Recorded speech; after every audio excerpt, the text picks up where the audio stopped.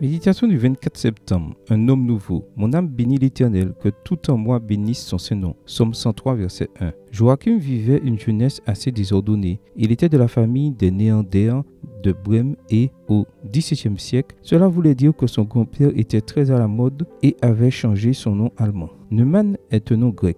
Les deux noms avaient la même signification, homme nouveau, mais en le mettant en grec, cela paraissait plus chic. Le jeune Joachim écouta un jour un sermon de Théodore Henderek et sa vie changea. Il devint un vrai croyant, une nouvelle personne. Son goût pour la poésie et la composition d'hymnes le rendit si célèbre qu'on changea même le nom de la vallée où il avait l'habitude de les composer. La vallée de Neuenberg, en allemand Neuendeotal, allait être très connue en outre pour être le lieu où l'on a trouvé des restes d'hommes apparemment très anciens. Les hommes Néandertal, quel paradoxe, des hommes anciens comme nous d'hommes nouveaux. L'hymne le plus connu de Joachim Neuenberg est Lob den Herrn Men Ciel, mon âme bénit l'Éternel, qui rappelle le cantique numéro 10 dans Hymne et louange. Il se base sur les psaumes 103 et 104, qui répètent à plusieurs reprises cette expression. Ce sont des textes de louange et d'adoration à Dieu qui se préoccupent de ses créatures. Contempler sa bonté nous pousse à nous renouveler, un renouvellement du respect en premier lieu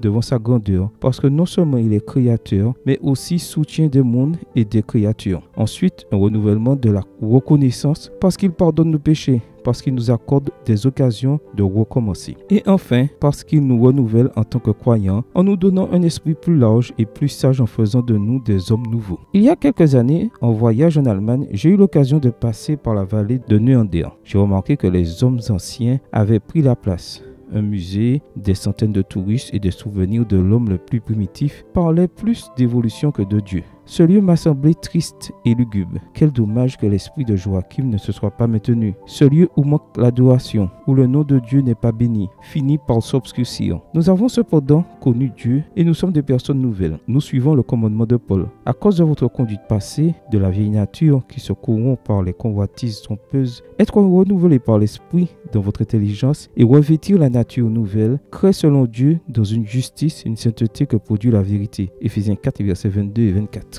Que veux-tu que je te dise? Bénis Dieu de toute ton âme, parce qu'il renouvelle comme personne, parce qu'il aime comme personne, parce qu'il est comme personne. Amen. Bonne journée à toi et que le Seigneur te bénisse.